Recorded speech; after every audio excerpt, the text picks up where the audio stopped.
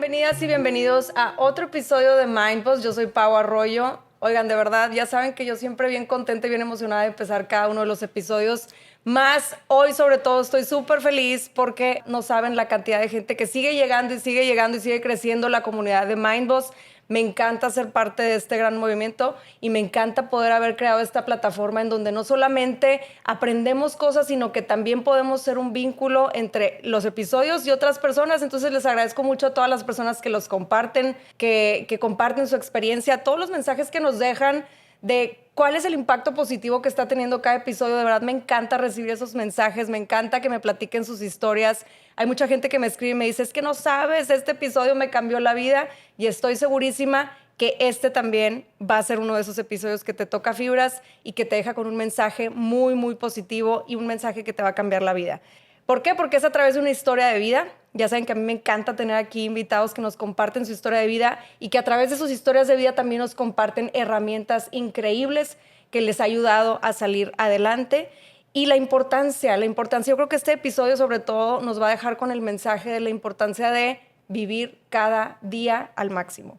Entonces, para eso tengo un gran invitado. Él es conferencista internacional impartiendo conferencias motivacionales y dedicado a impulsar a las personas a salir adelante de las adversidades. Después de pasar en 2 ocasiones por una enfermedad, pues sí, muy agresiva, salió adelante impactando de manera positiva a miles de personas. Ha estado en muchas entrevistas, ha dado muchas conferencias. Es una persona que de verdad ha dedicado su historia y se ha dedicado a transmitir este mensaje positivo a través de su historia también. Entonces, para mí es un honor tenerte aquí. Quique Guajardo, muchísimas gracias por aceptar mi invitación a Mindboss. Muchas gracias por la invitación. La verdad, muy feliz de estar aquí.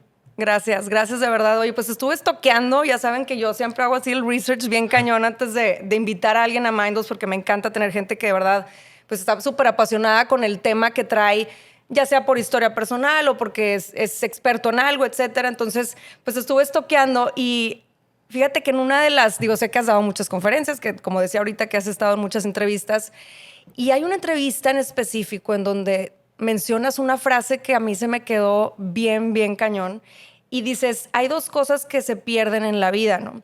Una es la vida misma y la otra es el tiempo. Perder la vida es inevitable, más perder el tiempo es imperdonable. Me encantó esa frase, no sabes, Kike, me queda así de que no manches, sí es cierto. O sea, es imperdonable perder el tiempo. Entonces me gustaría que empezáramos con esto. ¿Qué fue lo que te motivó a tomar conciencia de esto? ¿Y cuándo y cómo fue que decidiste dejar de perder el tiempo? Fíjate que yo a muy temprana edad, a los 17 años, lamentablemente pasé por un proceso complicado. Me detectaron cáncer a días de cumplir 18. Y yo antes de eso pues tenía una vida rebelde, ¿no? O sea, en mi casa, mi familia, mis papás se divorciaron cuando yo tenía 8 años. Mi mamá pues todo el tiempo estaba trabajando. Empecé a tener problemas tanto en la calle como en la escuela. O sea, todo lo que me rodeaba era problema, ¿no? O sea, llegaba a la casa era regaños, salía a la calle eran peleas, iba a la escuela eran expulsiones y reprobar materias. Entonces realmente pues fui creciendo con un rencor fuerte, ¿no? Porque te digo, en ningún momento sentía paz. A los 17 años empecé a sentir un dolor en la rodilla, me aguanté el dolor. Le dije a mi mamá me dijo, es parte de la adolescencia, estás creciendo, pues se me hizo muy, muy natural lo que me dijo. Y de repente llegó un punto donde ya no pude dormir, y ya me dijo mi mamá, no, pues vete a revisar al hospital. Sí. Y ya cuando fui al hospital, me saqué radiografías, me dije, no tienes nada en la rodilla. Mi mamá le habló a un traumatólogo, dijo, ya que estamos aquí, vamos a aprovechar. El traumatólogo me hizo una resonancia magnética y ahí fue donde apareció un cáncer de hueso, ¿no? Y ahí es donde empieza como que parteaguas en tu vida. Exactamente. Aquí me quiero regresar un poquito. Lo estamos platicando así rápido porque obviamente Kike ya ha platicado su historia 1000 veces y nos vamos a adentrar en temas pues como que más específicos de su historia. Más me gustaría regresarme nada más aquí tantito en donde dices, pues yo era un niño o sea, que todo era problema, ¿no? Y salía y me peleaba. ¿Y esto fue a raíz del divorcio de tus papás? ¿O como que siempre has tenido esta...? No, o sea, yo creo, o sea, que fue a raíz del divorcio, ¿no? O sea, porque es lo que te digo, muchas veces los padres, ahorita que soy adulto lo entiendo, ¿no? Pero muchas veces los padres de familia toman decisiones sin tomar en cuenta a los hijos, ¿no? Entonces yo, siendo el mayor, pues mi mamá era... tu papá esto, ¿no? Y ve y dile a tu papá esto. Y voy con mi papá y ve y dile a tu mamá esto. Entonces a mí me tocó todas esas peleas. Me tocó mi mamá, una mujer luchadora, sacando adelante a 3 hijos, pero que a final de cuentas llegaba desesperada y se desquitaba conmigo, ¿no? Tú eres el mayor de los 3. Yo soy el mayor de los 3. Okay. Entonces, sí fue difícil, ¿no? O sea, yo ahorita que estoy grande digo, yo no puedo creer cómo yo tenía 13, 14 años y prefería estar en invierno a -2 grados afuera en la calle que estar en mi casa, ¿no? Y eso habla de que no me sentía a gusto en mi casa, ¿no? Yo me fui de mi casa cuando tenía 22 años, 23 y no volví. O sea, mi mamá me decía, regresa. No, o sea, no sentía paz. O sea, no me sentía en casa, no me sentía a gusto. Okay. O sea, todo el tiempo eran regaños. Aparte, digo, esto también te digo, todo esto ya lo puedo analizar ya estando grande, ¿no? Pero hace como 6 años me detectaron déficit de atención. Entonces, aparte de todo eso, tenía déficit de atención que en ese entonces pues, ni sabía, ni existía. Tenía ansiedad, mucha ansiedad. Y yo también me desesperaba, ¿no? Porque había veces donde yo le quería echar ganas a la escuela y intentaba, pero no me salía. Y para mí era frustrante eso, decir, es que realmente le quiero echar ganas, pero no puedo. Me corrieron de 2 secundarias, imagínate. ¿Y te sentías en ese momento, Quique, como una carga para tu mamá en ese entonces de que estaba viviendo todo lo del divorcio? Sí. Y siempre me sentí culpable. Entonces también era algo que yo ya de grande le confesé a mi mamá y le dije, mamá, ¿sabes qué, mamá? Es que siempre me hiciste sentir culpable. O sea, de que es que yo por ustedes he dejado de hacer esto y por ustedes esto. Y la verdad es de que sí, o sea, una mujer... Fíjate, algo curioso que me pasó cuando crecí del movimiento feminista, ¿no? Que yo no entendía el movimiento feminista porque en mi casa la imagen fuerte siempre fue la mujer. Ya. Yeah. Entonces, para mí era como que extraño el ver eso, ¿no? Y mi mamá fue tan fuerte que realmente, sí, yo veía cómo batallaba y todo, pero nunca nos hizo ver realmente lo difícil que fue salir adelante y sacar adelante a 3 hijos, darle educación, comida, seguro médico. O sea, es una gran mujer, ¿no? De hecho, la tengo tatuada por lo mismo, que para mí es mi gran ejemplo. Y mi papá igual, ¿no? Mi papá también siempre me dio amor y cariño, y cuando yo me enfermé se fue a cuidarme, se fue conmigo a Estados Unidos. Pero lo que te digo, siempre sentí esa culpa de no estoy ayudando a la casa y debería ser buen hijo y buen hermano y no lo soy. Y el ejemplo, porque soy el grande, exactamente. Bla, ¿no? Y a diferencia de tus hermanos, ¿qué rasgos en tu personalidad notas diferente a tus hermanos? Pues yo, por ejemplo, yo no soy tan apegado. Soy, por ejemplo, soy muy independiente. Yo me fui de mochilazo a los 22 años, 3 meses a Argentina, y le hablé a mi mamá nada más una vez al mes, y allá me tuvieron que operar de emergencia en un hospital. Me la pasé viajando por todos lados. Me iba a ir 3 semanas y me quedé 3 meses. Entonces siempre encuentro la manera de solucionar los problemas, ¿no? Claro. Y eso fue aparte que también, pues, como tenía mucho rencor, siempre fui muy peleonero, ¿no? Y aparte yo estaba bien chiquitito, entonces siempre me tenía que defender, ¿no? O sea, no me gustaba que me hicieran bullying, entonces siempre me peleaba, ¿no? Entonces cuando me detectan el cáncer, pues lo vi como eso, ¿no? Como una pelea de no me vas a ganar, o sea, te voy a ganar. Precisamente ese punto iba, porque siento que cuando llegamos a un punto difícil en nuestra vida, que en este caso, en tu caso fue el cáncer, como que yo siempre he pensado, a lo mejor se escucha muy mafufo lo que voy a decir, pero yo siempre he pensado que la vida de cierta manera nos prepara para llegar a esos puntos con ciertas herramientas. Y obviamente para cultivar otras, ¿verdad? Nada más que siempre he sentido que tenemos como que esas herramientas. Ya es que dicen, todo lo que necesitas lo traes dentro ya. Sí. Y yo creo firmemente en eso. O sea, creo firmemente en que cuando llegas a una situación, repito, difícil, a un obstáculo, no sabes qué tan fuerte puede ser hasta que ser fuerte es tu única opción. Exactamente. Y ahí es donde sacas pues estos dones que traes dentro, esta fortaleza que traes dentro, y es como que llegas a una parte, decía una invitada la vez pasada aquí en el podcast, dice, lo que pasa es que cuando todo está bien, no tienes necesidad de sacar esos dones que traes dentro, esas fortalezas, esas habilidades, porque realmente no te ves en la necesidad, pero una vez que llegas a eso, las sacas, ¿no? Entonces, bueno, vamos a regresarnos aquí. Ya tienes los 17, estás a punto de cumplir los 18, empieza a pasar esto el dolor en la rodilla. Ahí estabas en Estados Unidos, ¿no? ¿Te habías ido a Estados Unidos? Me fui a Estados Unidos para que me dijeran... Haz de cuenta que los doctores aquí en México me dijeron, es un cáncer anormal, nunca hemos visto un cáncer similar. O sea, normalmente da en fémur o en rodilla, a ti te dio en la pelvis. La mejor opción que vemos es que vayas a este hospital, te digan qué tratamiento hacer y ver si lo podemos replicar acá. Yeah. Pero cuando fui a Estados Unidos me dijeron, o sea, no te vas a ir. O sea, te atendemos aquí, te vamos a dar la quimioterapia más fuerte que hay. O sea, está muy avanzado el cáncer. te tenemos que dar 2 tipos de quimioterapia. O sea, normalmente te dan una quimioterapia, mía era directa al tumor y por catéter central. Entonces a mí la quimioterapia me acabó, o sea, al segundo ciclo de quimioterapia ya pesaba 20 kilos menos. Híjole, qué bárbaro. O sea, Sí, sí, 20 kilos menos es No, súper sí. cañón, ¿no? O sea, y estás hablando que en un periodo de 2 meses, Sí, me imagino que te sentías débil, etcétera. súper débil. ¿Cómo fue cuando te dan la noticia? Obviamente, pues estamos hablando de que tenías 17 años, Quique. O sea, casi 18, estás a punto de cumplir la mayoría de edad, estás a punto de empezar a vivir. O sea, yo creo que en la mente de todo chavo de 17 es, ya voy a cumplir 18, ya voy a poder Mi credencial tomar. de lector y... Sí, o sea, es un cambio, Sí. pues que estamos esperando, yo creo que generalizando, ¿verdad? Pero en mi caso sí fue, o sea, era, ya voy a cumplir 18, ya voy a ser grande, voy a ser más independiente, voy a poder tomar, voy a poder ir a antros, no sé. Entonces es como una transición que estás esperando. ¿Cómo fue?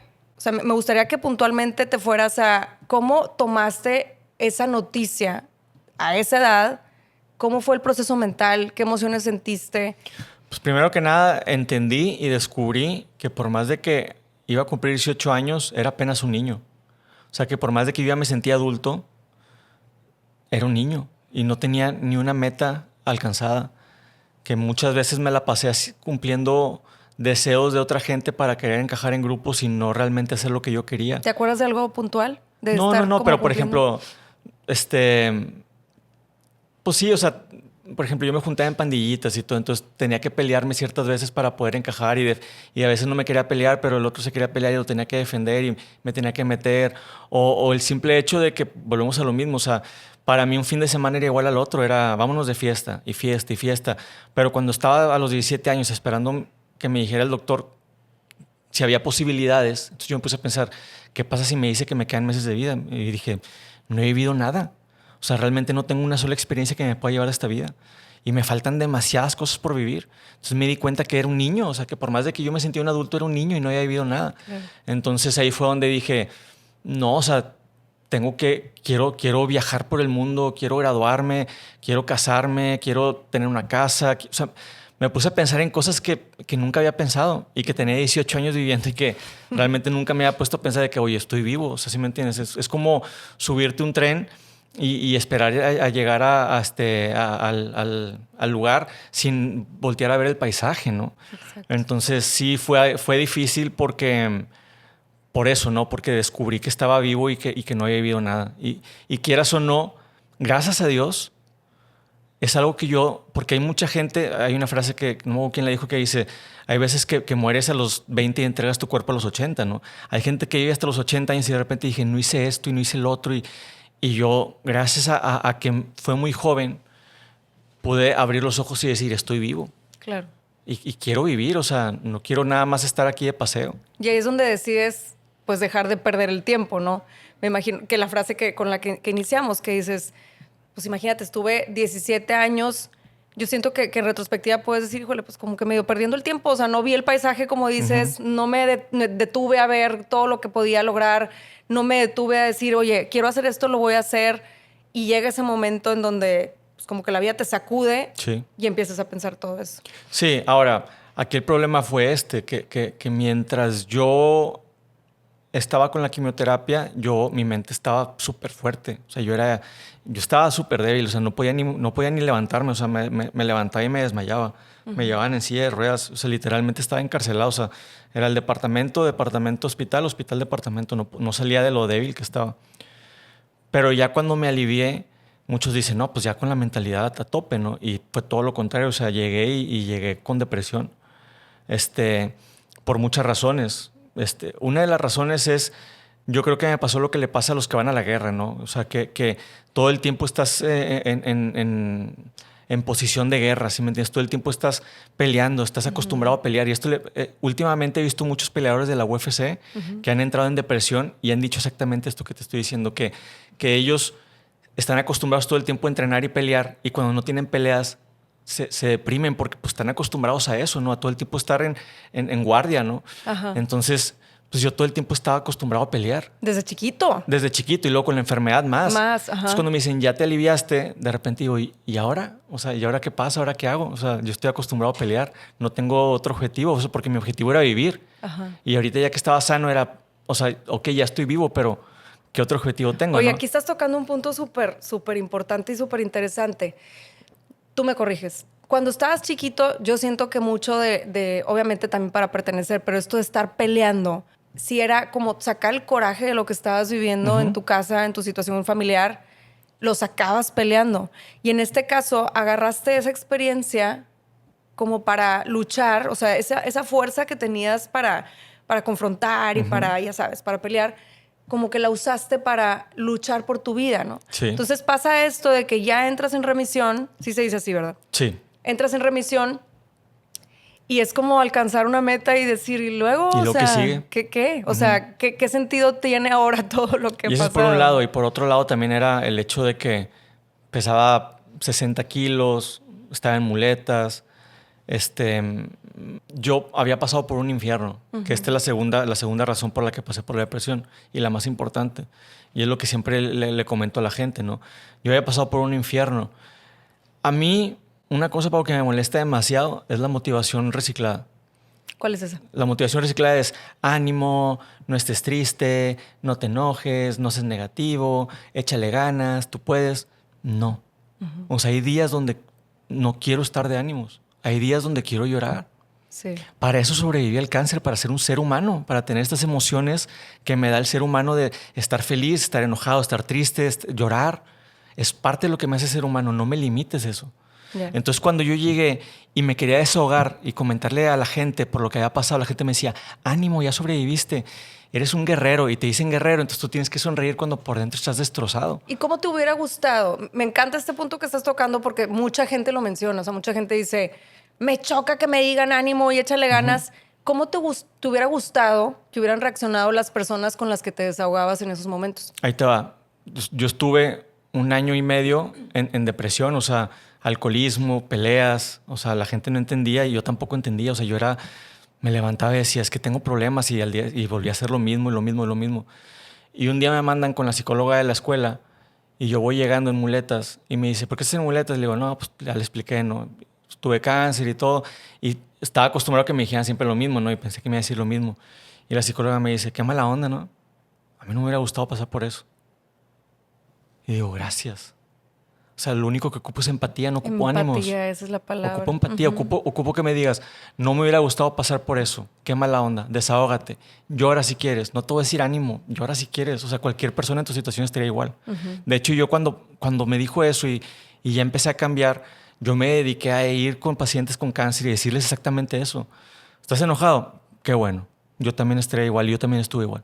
¿Estás triste? Yo también estuve igual. Sí, porque es como validar lo que estás sintiendo. Claro, ¿no? o sea, y que bajes la guardia y te puedas desahogar y sabes que yo te entiendo, pero se puede salir adelante, puedes luchar. Sí. Entonces, yo siempre le digo a la gente, prefiero la empatía al ánimo. El ánimo no me sirve. La verdad es de que no me sirve. O sea, y es la verdad. O sea, yo también llegué a un punto en el que comprendía que la gente no decía mala onda y lo valoraba por eso. O sea, yo sé que lo dices por cortesía, pero no me sirve. Ya. O sea, sí, tú lo que querías, como dices ahorita, es nada más validar mis emociones Claro. a través del otro. Por eso se llama como, digo, en terapia, es un acompañamiento y eso buscabas como que en tus allegados, el nada más sentirte validado. Claro. Yo siento que esto es mucho del ser humano, ¿no? O sea, que buscamos siempre claro, como... ser cortés, o sea, y yo lo entendía de esa manera. Como también entendía que la gente se me quedaba viendo porque no tenía pelo y no tenía ceja y no me lo tomaba mal, o sea, yo lo entendía, pues yo también lo hago, ¿sí me entiendes? O sea, cuando ves algo extraño, pues obviamente lo volteas a ver. ¿Y eso lo entendiste desde siempre o sí te costó al principio? Al principio me costó, pero porque, fíjate, una vez yo estaba bien débil en Estados Unidos y mi papá me llevó al centro comercial. Y imagínate lo mal que estaba, que un niño se me quedó viendo y empezó a llorar, o sea, porque se asustó, o sea, realmente parecía un fantasma. Y sí me sentí mal, o sea, porque quieras o no, sabes que está llorando porque se asustó contigo, ¿no? Entonces, digo, yo siempre lo traté de sacarle el humor, siempre. O sea, a mí me gusta mucho burlarme de mis cosas, siempre. O sea, yo no, a mí me puedes tirar carro de que cojeo, de esto y del otro, y yo me río. O sea, a mí me gusta mucho utilizar este tipo de cosas a mi favor. Entonces, pero en ese momento sí me dolió porque era un niño, ¿no? O sea, si hubiera sido una persona grande, algo me hubiera reído. Y ese día llegué a la casa y prendí la tele y había un programa en Discovery de gente quemada, ¿no? Que salía a la calle Y yo decía, pues lo mío nada más es el pelo y es peso. Claro. Que luego me va a salir, ¿sí me entiendes? O sea, y lo empecé a ver de esa manera. Entonces ya empecé a agarrarlo de humor. Me acuerdo que pues yo soy tigre, ¿no? Decía, no, es que le aposté primero el pelo a tigres y luego una ceja y luego la otra. O decía, no, prendí el boiler y me explotó en la cara. Entonces trataba de verlo de esa manera como para poderme reír. Claro. Pero sí es un proceso, obviamente, ¿no? Sí, me imagino. Ahora, cuando te vas a Estados Unidos la primera, o sea, sí creo que fue cuando tenías 17, ¿no? Sí. Te vas a Estados Unidos, te acompaña tu papá, o sea, tu papá entonces siempre estuvo presente. Sí, siempre estuvo presente. El problema con mi papá fue que económicamente nos apoyó un rato y luego nos dejó de apoyar y mi mamá se encargó de todo. Yo también creo que fue porque pues mi mamá realmente sacó fuerzas con sus hijos y todo. Pues tú sabes, ¿no? O sea, las mujeres realmente cuando se proponen algo son imparables, ¿no? Entonces realmente mi mamá creció muy rápido y a lo mejor mi papá yo siento que no le llevó el ritmo. Yeah. Entonces también yo comprendo eso, ¿no? Porque de repente mi mamá empezó a crecer muy rápido, pues yo me acuerdo que yo la acompañaba al principio a vender contratos casa por casa y luego ya empezó a tener sus vendedores y todo. Entonces llegó un punto donde realmente no le alcanzaba a mi papá y ahorita que yo que soy adulto también lo entiendo, ¿no? O sea, no lo justifico, pero tampoco lo culpo de que económicamente no nos podía apoyar de todo lo que realmente abarcábamos, ¿no? Claro. Más cuando llega este obstáculo. Mi papá dijo, yo me voy contigo. Yo me voy contigo. Y también, o sea, obviamente mi mamá era la que mantenía la casa, entonces era, pues no había de otra, era o te vas tú claro, o me quedo solo, ¿no? Sí. Y tu mamá se queda con tus hermanos, entonces se van a Estados Unidos. Ahora, ¿cómo fue el proceso? Lo platicas y me encantaría mencionarlo aquí. ¿Cómo fue el proceso de vulnerarte con tu papá, con una figura masculina también? Sé que fue un proceso así como, pues sí, como enriquecedor porque no tenían a lo mejor la costumbre de mostrarse vulnerables uno con el otro. Sí, pues obviamente mi papá, y yo le agradezco mucho, ¿no? O sea, mi papá me crió de una manera fuerte, como los papás de antes, ¿no? Si me caigo, no llores, nunca, y eso mi mamá y mi papá, o sea, nunca fueron de, mijito te amo, mijito te quiero, nunca. Obviamente me lo estaban demostrando con acciones, ¿no? O sea, mi papá se fue a cuidar, me dejó todo, mi mamá todo el tiempo estaba al pendiente, pero nunca fueron así de, mijito te amo, mijito te quiero.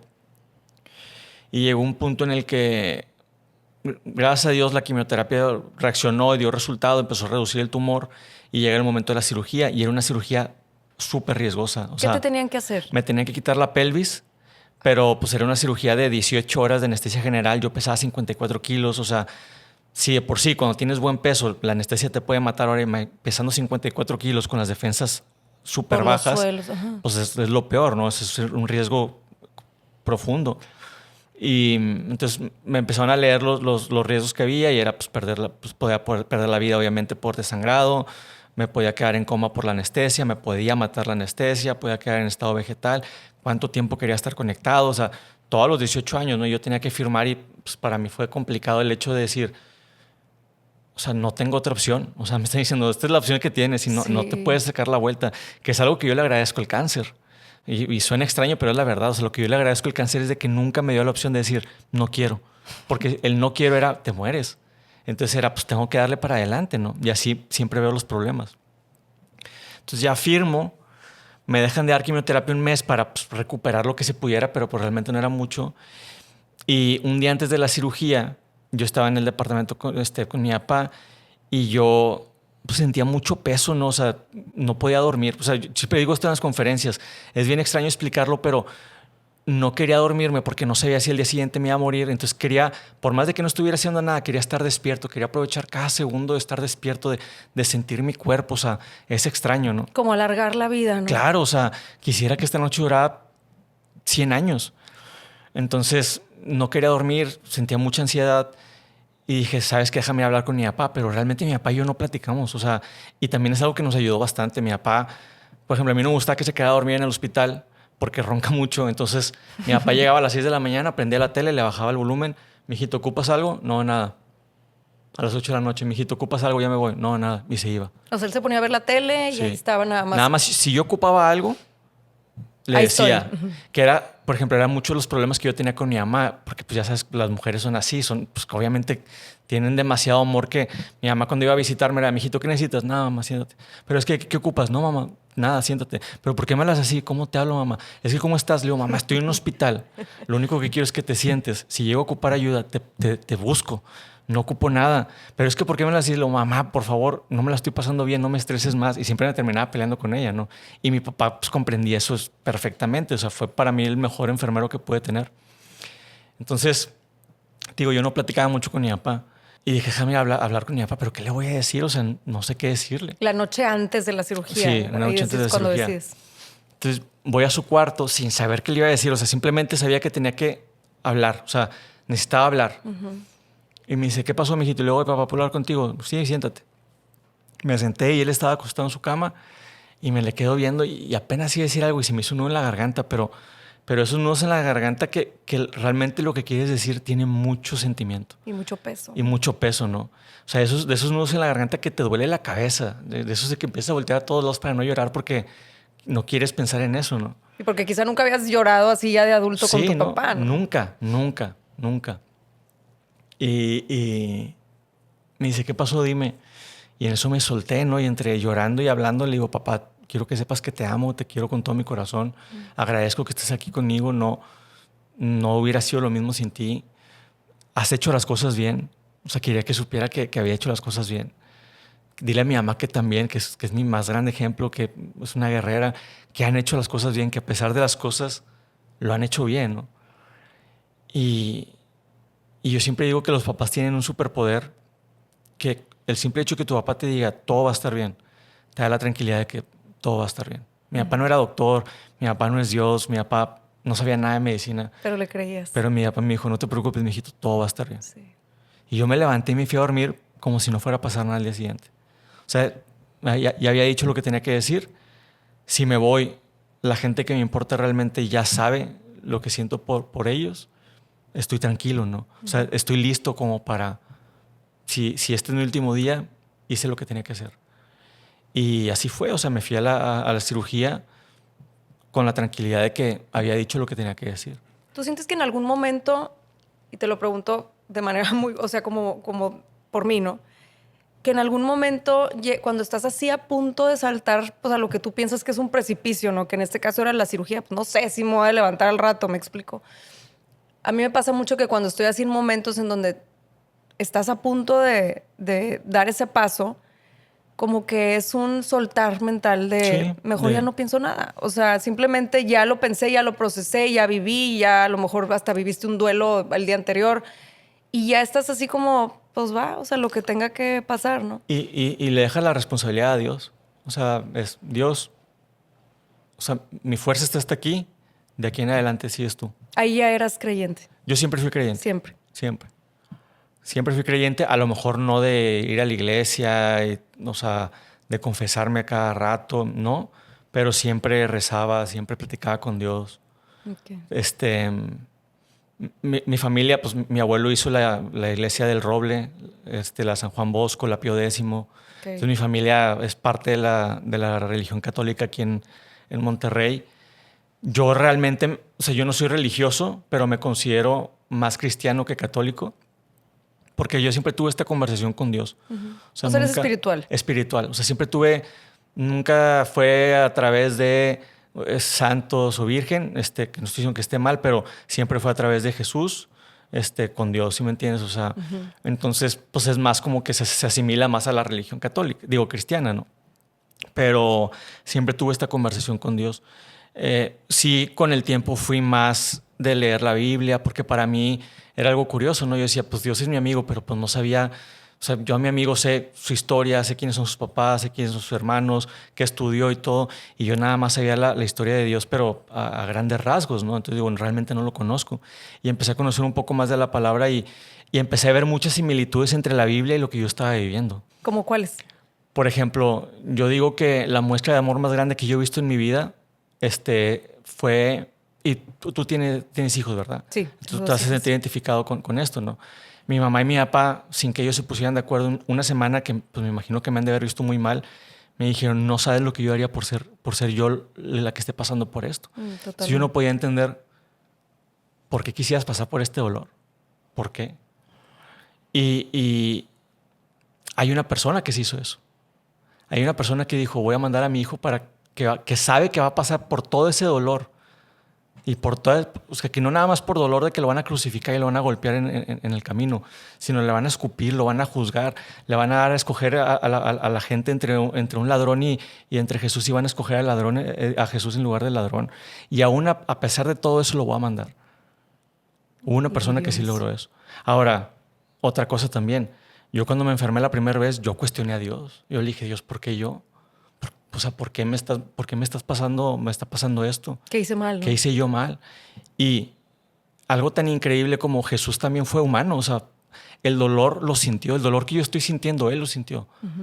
¿Sí me entiendes? Sí, claro. Y Él hubo un punto donde se fue al monte y dijo, Dios, haz de mí pasar esta copa. Como también lo cuestionó, dijo, no quiero pasar por esto, pero si es tu voluntad que así sea. Y eso se traduce a lo que tú estabas pasando en ese momento. Exactamente, yo también ¿no? lo cuestioné y digo, no quiero pasar por esto, pero prefiero pasar yo a que pase mi familia por esto. ¿Sí Wow, me entiendes? Qué gran, pues sí, o sea, como gran reflexión que tuviste a partir de eso, ¿no? Bueno, entonces pasa la cirugía, te despiertas.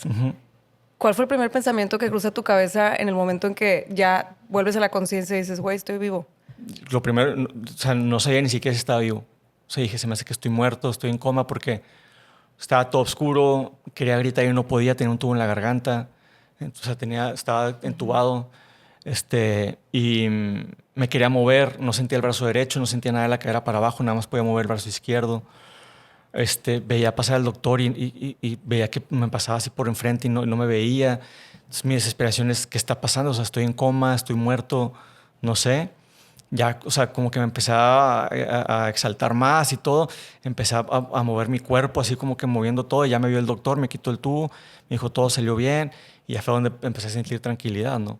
Y pues fue un proceso complicado. Estuve un mes y medio, o sea, estuve casi 3 semanas en cuidados intensivos. Estuve un mes hospitalizado. O sea, estuviste 1 mes y 3 semanas. Sí. Ok, o sea, fueron que casi 2 meses. Sí. Fue complicado, o sea, un dolor que no puedo ni describir, que no le deseo a nadie. ¿Dónde era el dolor? ¿En la cadera? No, ¿En todo el cuerpo, sí. O sea, aparte que no me podía mover, entonces me empezaron a salir llagas en la espalda.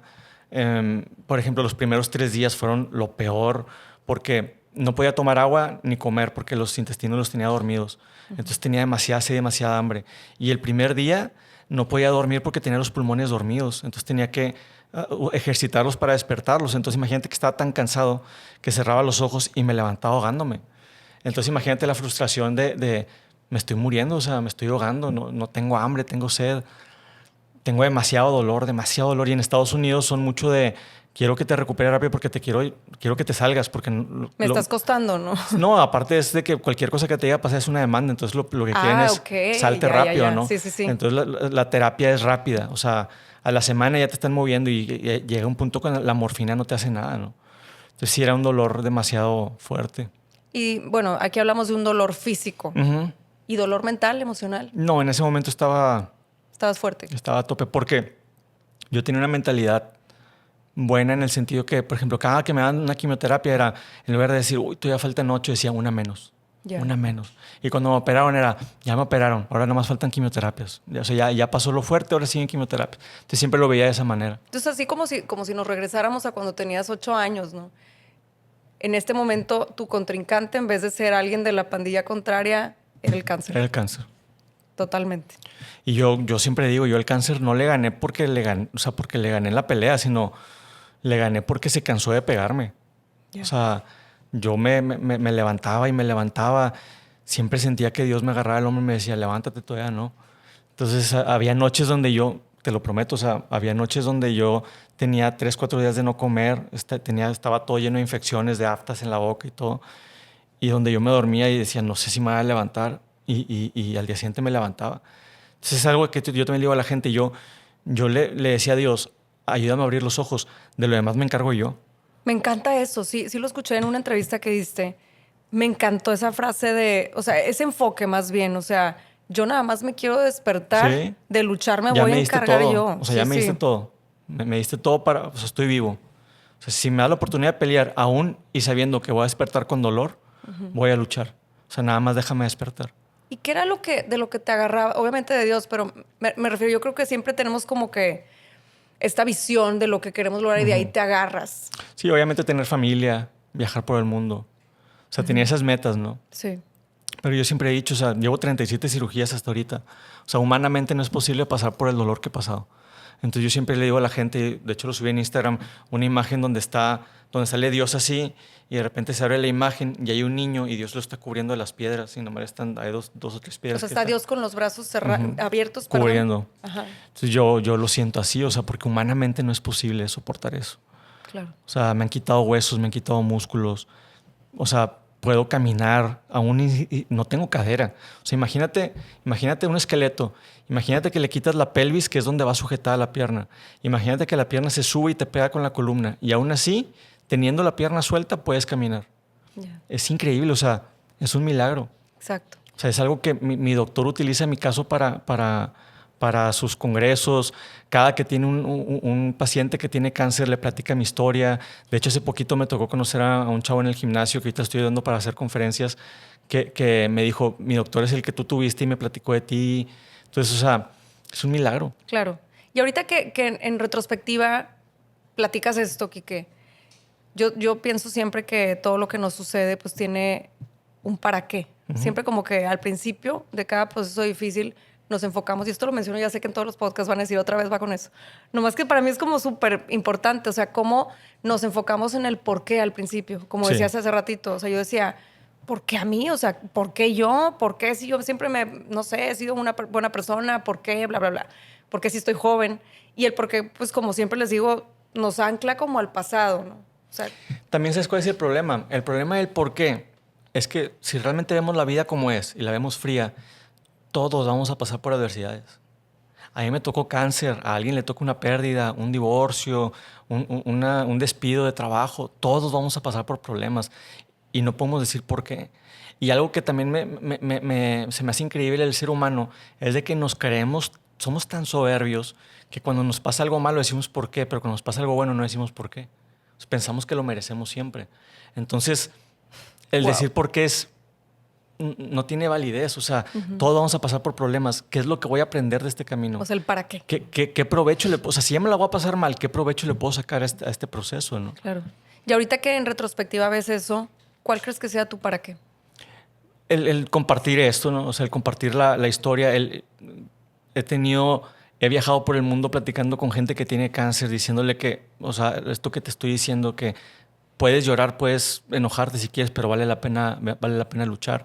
Y ahora, si quiero que la gente entienda que no porque pasé por cáncer y que me alivié, todo el tiempo estoy positivo. No, obviamente no. Y yo tuve depresión y sigo teniendo depresión. Simplemente ya sé identificar en qué momento realmente puedo manejarlo yo o ocupo de un especialista, ¿sí me entiendes? Yo siempre le digo a la gente que le doy conferencia, esta conferencia es un punch para que cuando estás motivado te ayude a seguir motivado. Pero si realmente estás pasando por una depresión, ocupas Ayuda. ayuda. Y se vale pedirla, ¿no? Claro. Entonces aquí, bueno, regresas de Estados Unidos ya después de estar casi 2 meses ahí internado. Pasa todo esto de que, bueno, estás sin pelo, estás sin ceja. Regresas. ¿A qué obstáculos te enfrentaste? Entonces ahí platicas que después entraste en una depresión. Sí, o sea, pasé por ese obstáculo, ¿no? De la depresión que duró como 1 año y medio. Y ya llegó un punto en el que después de peleas y todo, una vez que yo llegué a mi casa tomado y mi mamá me estaba esperando y me dice, ¿por qué estás así? Le digo, ¿por qué? ¿Cómo? Me dice, así. Le digo, ¿cómo? Y me abraza, le digo, quítate. Y me dice, ¿qué tienes? Y le digo, no tengo nada, por favor, suéltame. ¿Qué tienes? Y le digo, no tengo nada. Me dice, mijito, ¿qué tienes? Y empecé a llorar. Empecé a llorar porque no sabía qué estaba pasando. No, yo seguí con depresión hasta que llegó un punto en el que dije, ¿sabes qué? Tengo que cambiar. Lamentablemente, 6 meses después de esa decisión, que ya empecé a cambiar y todo, me detectan cáncer la segunda vez. ¿En el mismo lugar? ¿O? No, en otro hueso. Ok. Sí, se hizo metástasis. Entonces, pues, ¿Ahí cómo te diste cuenta? me dolía. Y me hice un estudio aquí en Monterrey. Me dijeron, no tienes nada. Le dije, mamá, ¿sabes qué? No confío. ¿Qué parte del cuerpo era? Es un hueso que se llama isquion. Y le dije, mamá, me quiero ir a Estados Unidos a revisarme. Y me dijo, pues ve. Y fui al hospital donde me habían atendido. Y me regresé para Monterrey. Estaba esperando los resultados como 2, 3 semanas después. Me dicen, ¿sabes qué? Te regresó el cáncer. Vente para acá. ¿Te tomó de sorpresa, Quique? ¿O era algo que más o menos como que ya tenías el miedito de que pudiera volver a suceder? Pues siempre o sea, cuando me empezó a doler sí tenía el miedo. Porque pues era dolor y Ya lo habías experimentado. No, y aparte realmente, o sea, no debe por qué doler, ¿sí me entiendes? Muchas veces, como estamos jóvenes, decimos, me duele, luego se me quita, pero no hay una razón por la que te tiene que doler, a menos de que te hayas torcido o algo, ¿no? Entonces, cuando te duele algo, son cosas que también yo le digo a la gente, muchas veces utilizamos palabras negativas, o sea, palabras las utilizan como negativo cuando también las puedes utilizar a tu favor, como el dolor. O sea, el dolor es una señal que te manda tu cuerpo para que estés alerta. O sea, no es malo. El miedo, por ejemplo. O sea, si yo no tuviera miedo, caminaría por la avenida sin voltear a ver a los dos lados. El miedo es lo que te mantiene vivo y te mantiene alerta. El problema es congelarte, ¿no? Exacto. Entonces son palabras que también las puedes utilizar a tu favor. Entonces me dolió y dije, me tengo que ir a revisar. Y pues sí, salió lo que pensaba. Ya. ¿Y cómo fue el proceso emocional de volver a caer en lo mismo? Al principio estaba devastado. Totalmente devastado.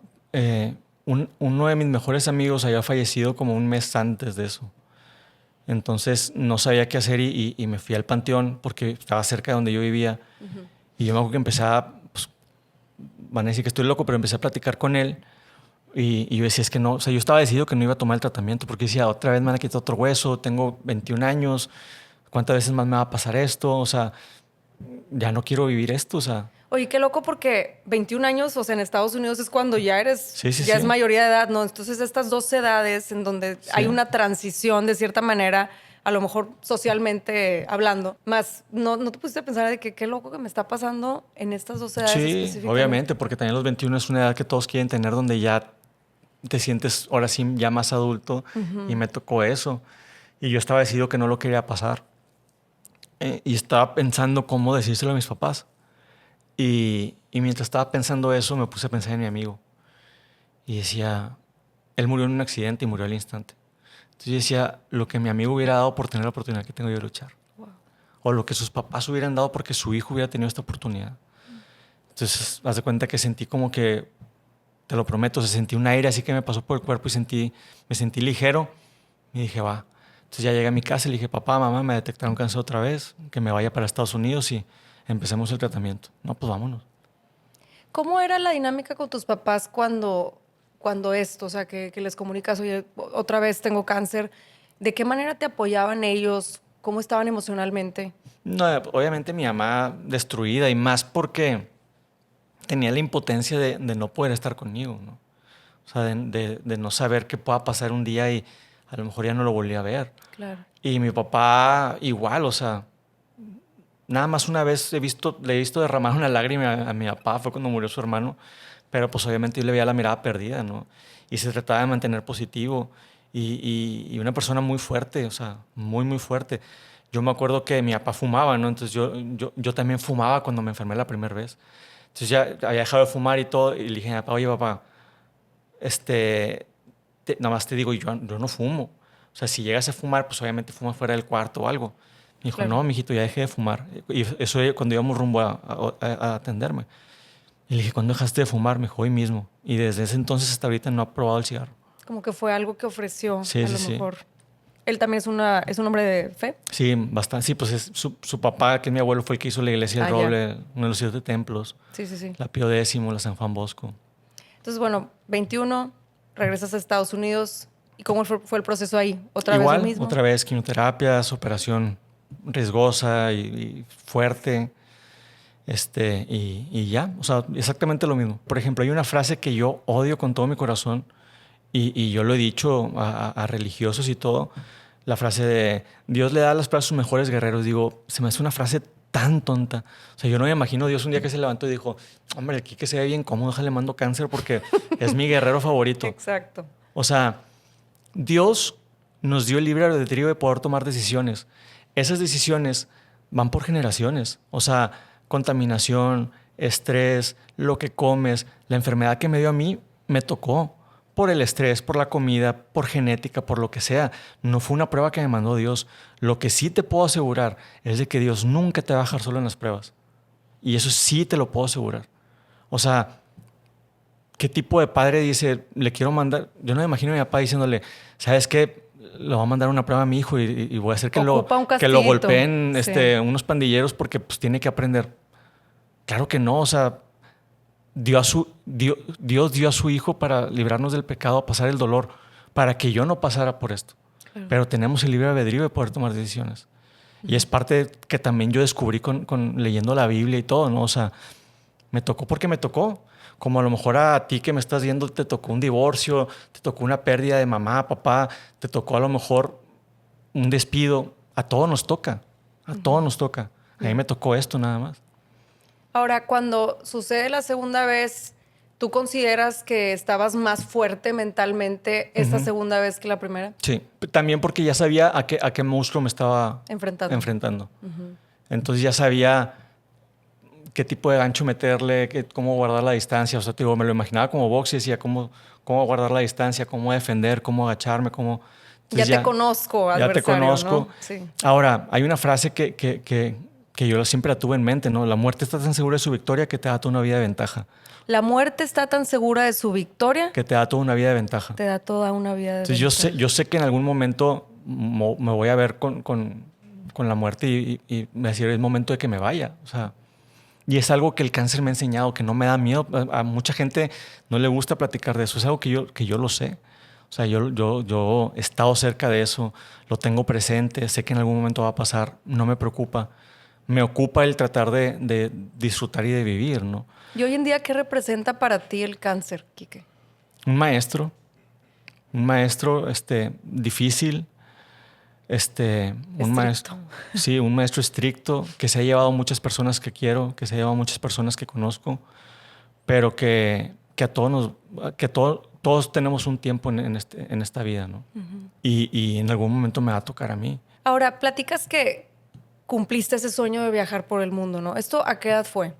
La primera vez fue a los 23 y la segunda a los 27. O sea, después de la segunda vez con el cáncer, bueno, tienes tu tratamiento, vuelves a entrar en remisión y ahí es donde dices, ahora sí ya me voy a mover porque no lo hice de los 17 a los 21, entonces ahora sí. ¿O cómo fue? Sí, pero también fue porque cuando ya pasas por esto 2 veces, tú ya no piensas que vas a, la verdad, o sea, se va a escuchar fuerte, pero tú no piensas que vas a vivir mucho tiempo.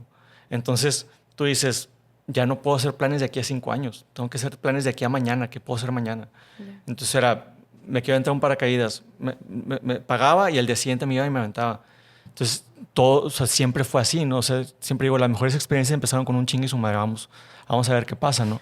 Te entiendo. Entonces sí fue que tampoco lo recomiendo, porque también cuando ya me aventé mi último viaje a los 28, ya cuando regresé dije, ay, güey, estoy viviendo más de lo que pensé. Entonces ya era que tengo que empezar a planear ciertas cosas que no tenía contempladas porque no pensaba que iba a vivir tanto, la verdad. Yeah.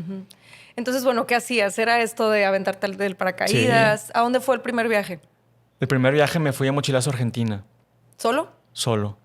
Así, dijiste, vámonos. Era un viaje que tenía planeado con amigos, pero ese año en el que me iba a ir con ellos, era un viaje abierto, entonces teníamos un año para aprovecharlo. Pero ese año se me infectó la prótesis que me habían puesto y me operaron como 15 veces. Yeah. Entonces yo les dije, pues váyanse y yo ya no voy a poder ir. Entonces ya ellos se fueron y todo, a mí me operaron, me quitaron la cadera, me quitaron la prótesis, me dejaron sin cadera. Y al mes que me quitaron la cadera le dije a mamá, me voy. ¿Pero cómo? Mamá, me voy. Y me fui en muletas, vámonos. Y siento que mucho también de fíjate que cuando estaba ahí estoqueándote, como te digo, anoté que bien aventado. Porque siento que también viene mucho de lo que experimentas. O sea, yo siento que se nos van haciendo estas programaciones en el cerebro cuando vivimos situaciones fuertes, cuando hay una emoción fuerte, una intención clara. Entonces, no sé, a mí se me figura que en el momento en el que estás en el hospital, cuando te iban a hacer la primera cirugía, fue como pues me aviento. O sea, sí, no tengo de otra. Exacto. Y acá, ¿cómo se traduce eso a el momento en el que dices, pues me aviento a ver qué pasa? Igual, no tengo de otra. ¿Perdiste el miedo a morir? No, porque volvemos a lo mismo. O sea, el miedo es importante. Ya. Yeah. Obviamente tengo miedo a morir. Le tengo respeto, que es diferente. Y ya lo conozco. Sí. Y le hablo de tú a tú. Pero el miedo siempre está, obviamente. Ya. Yeah. No me gustaría dejar de tenerle miedo, porque... harías muchas loqueras. Sí. Oye, pero qué padre que te tiraste del paracaídas. ¿Y cómo fue la experiencia? Creo que en una entrevista también comentas de que, oye, pues me aventé así, sin preguntar cómo iba a caer, ¿no? Cómo iba a aterrizar. Sí, ya estando arriba, dije, oye, me enseñaron cómo planear, pero... o sea, se me olvidó decirle que no puedo caminar, o sea, sin muletas, no puedo correr. O sea, hay un video donde le digo, es que ¿cómo aterrizo? Y me dice, levántate las piernas, que hay de pompas, ¿no? Sí. Y le digo, es que no tengo pompas, traigo puro coxis. Me dice, pues de coxis. Y hasta eso, gracias a Dios, aterrizamos bien. Ese tipo de experiencias me imagino que te hacen sentir como más vivo, ¿no? Claro. El irte de viaje, la adrenalina. Sí, sí, sí. Aquí te quiero compartir algo personal. Yo hace algunos, pues 8 años más o menos, un poquito más, tuve un episodio de ansiedad y depresión muy fuerte, ¿no? Entonces, tú sabes que cuando estás en estos estados, al menos yo, como que te enfrentas mucho sobre todo la ansiedad, pues sientes que te estás muriendo todos los días, ¿no? Los ataques de pánico y qué va a pasar y me voy a morir, etcétera. Entonces yo aprendí como también mucho respeto, pero como a perderle un poquito el miedo, porque ya lo enfrenté. O sea, ya he estado cerca de eso. Y eso a mí me movió mucho en el sentido de, tengo que hacer cosas que me hacen sentir, quiero hacer cosas que me hagan sentir viva, porque claro. no lo valoraba anteriormente. Ya cuando te enfrentas con el miedo, más bien con la muerte cara a cara, según yo, porque no me estaba muriendo en realidad, más en mi mente sí. En tu caso, sí estabas muy como cerca ahí porque era más físico. Siento que en ese momento dices, quiero valorar esto al máximo. Me gusta mucho la parte en donde dices, cuando me fui a dormir, cuando no me podía dormir más bien, porque quería alargar la vida, siento que yo entré en un estado medio así de, quiero disfrutar cada segundo, porque ya sé lo que se siente no saber si voy a estar viva al día siguiente o al ratito, ¿no? Entonces empecé a hacer mucho esto en mis cumpleaños. Y mi esposo me dice, es que de verdad estás loca, o sea, te estás poniendo en la boca del lobo, casi creo. Me aventé de paracaídas, ya hice el motorbike, no sé si lo has hecho, estaría fregón que lo hicieras, después te paso el dato. Es como una motito así y te vas y estás volando, ¿no? Ah, bueno, hice parapente. El parapente Tuve es el como único que lo he hecho, yo creo. Una hora y media planeando. Sí. Sí. Ese no se me ha dado la vez que fui, no se pudo, que porque el aire no sé qué, total, no. Ese es el único que no he hecho. Me aventé el bungee. O sea, he hecho muchas cosas. Me fui a rappel, que ese fue yo creo que el que más miedo me ha dado, Kike. Todo el mundo me dice, ¿cómo? No te dio miedo aventarte un avión, pero te da miedo el rappel. Porque fui acá a la Huasteca y pues estás de una cuerda. Sí, sí, sí. Entonces ahí dices, aquí sí dependo de mí. O sea, claro. un mal movimiento y ves el precipicio así. Aquí sí, mínimo en el... Sí, ahí pues te empujan sí. y pues bueno, ya ni modo, ¿no? Más acá yo tengo el control y yo estoy decidiendo. Entonces, yo que me dedico a la meditación, yo soy guía de meditación, yo siempre les digo, es que para mí no hay momento, o sea, para mí la meditación es estar presente totalmente. Claro. Y esos momentos de adrenalina me hacen estar presente al 100. Todos mis sentidos están presentes, todo mi ser está presente, ¿no? ¿Por qué? Porque estoy totalmente ahí. O sea, en el momento, por ejemplo, que estaba rapeleando, todo mi ser estaba involucrado en lo que estaba haciendo porque cualquier, ¿cómo se dice? Paso en falso, pues bye, ¿sí? Ahora es importante, o sea, lo que dices es bien importante, pero también es importante que la gente entienda que hay muchas veces que tu mente no la puedes controlar tú. O sea, que es donde ya vienen las cuestiones químicas. Y te lo digo porque a mí me pasó. Ya. Y a mí me pasó, o sea, yo te lo prometo. O sea, te voy a contar rápido esta historia porque para mí fue... La gente cuando se imagina platicar con Dios o ver a Dios, imagina, no sé, que de repente va a bajar el Buki, ¿no? Así de que, ¿qué pasó, hijo mío? No, o sea... El Buki. Sí, o sea, Dios es... Mi mamá cuando me abrazó y me dijo, ¿qué te pasa? ¿Qué tienes? Sí. Cuando mi papá me dijo, quisiera ser yo el que esté pasando por esto. Ese es Dios, ¿no? Entonces yo una vez estaba pasando por una depresión muy fuerte, donde mi mente no tenía descanso. O sea, no podía dormir, me dormía y me levantaba con ansiedad y depresión y todo. Y yo tengo un amigo de toda la vida, pero que casi no platico con él. Y hace un mes, o sea, imagínate que soy, y un mes antes había platicado con él y todo, y así quedó. De repente pasa ese mes y un día me levanto y digo, Dios, ocupo ayuda. Ocupo ayuda, no puedo solo. O sea, sé lo que tengo que hacer para salir de esto. Sé que estoy mal, no lo puedo hacer. Ocupo ayuda. O sea, esto ya va más allá de mí. Es un problema químico en mi cerebro. O sea, yo consciente de esto, ¿no? Porque yo ya estaba en un punto donde yo ya le iba a decir a mi mamá cualquier cosa que me iba a pasar, quédate tú en mi casa, cuida a mis perros. O sea, estaba en ese punto, ¿no? Sí. Y yo estaba vendiendo mi casa y yo me levanto en la mañana cuando digo, Dios, ocupo ayuda, no puedo más. Y le mando un mensaje a mi amigo, oye, porque me ha dicho que su cuñada quería comprar una casa y que a ver si le podía mostrar la mía.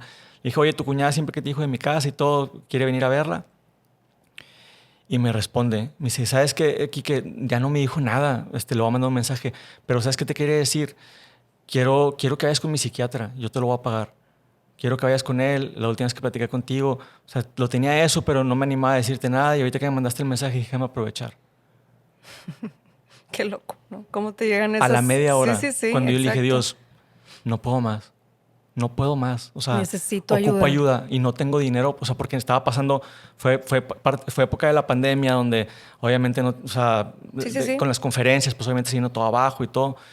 Y digo, no tengo dinero. Y él, o sea, me dice eso. Y digo, o sea, son cosas que no puedo, que para mí es difícil de explicarle a la gente que no cree, están en su derecho, pero me ha tocado verlo, me ha tocado sentirlo, me ha tocado que me responda cuando le pregunto algo, cuando le digo que me conteste algo, ¿no? Claro. Entonces sí es importante que la gente entienda eso, que por más de que yo me dedique a la motivación, por más de que yo pueda tener, porque hay veces que hasta tienes buenos hábitos, pero de repente llega la depresión y te saca de tus buenos hábitos, porque es como dice la frase, la motivación, cuando la motivación se va, los hábitos son los que te sacan adelante, pero cuando está la depresión hay veces que los hábitos se van. Claro. Y hay veces que no es suficiente nada más platicar con Dios, que ocupas algo químico. Sí. Entonces es importante ir con un experto o experta que te ayude a pasar por ese proceso, ya sea con medicamento o con una plática, ¿no? Yo estoy totalmente de acuerdo porque yo viví algo similar también con lo que te platicaba ahorita. O sea, llegaba un punto en el que yo decía, porque yo siempre he sido muy echada para adelante, muy, ya sabes, el positivismo y no así. Yo me acuerdo que yo salía y en la casa donde vivía en ese entonces estaba la montaña enfrente. Y yo siempre he sido muy de... o sea, todo me emociona ver las montañas. O sea, yo soy típica, como si un perrito, así que va en la ventana y voy viendo y voy emocionada viendo las montañas. O sea, es algo que me inspira mucho. Entonces, en ese entonces yo salía y veía la montaña y la veía gris. O sea, yo veía todo gris. Ujú. No había nada que me motivara, nada que yo dijera, es que... Y lo buscaba. Entonces yo decía, es que esta no soy yo. Claro. O sea, hay algo más que está sucediendo en mi cabeza. Que tú sabes qué tienes que hacer para mejorar. Sabes, como tú dices, de que yo quiero ver esto a color, pero ¿por qué no puedo? No puedo, exacto. Entonces ahí yo comprendí eso precisamente que tú dices, que muchas veces, digo yo que hablo de todo el poder mental y todo, obviamente, pero hay momentos en los que se vale ocupar ayuda y por algo existe. Entonces yo tuve una resistencia al medicamento mucho tiempo, o sea, estuve así como mucho tiempo para mí, fueron unos 5 meses más o menos, que yo no, porque eso es de locos y cómo voy al psiquiatra. Ya me imaginaba yo ahí con la camisa de fuerza. Por eso ¿no? es bien importante que tanto tú como yo, que nos dedicamos a esto, decir, lo que nosotros hacemos es un suplemento alimenticio, por así decirlo. Es algo importante, Claro. pero Igual de importante hay un problema de raíz Sí.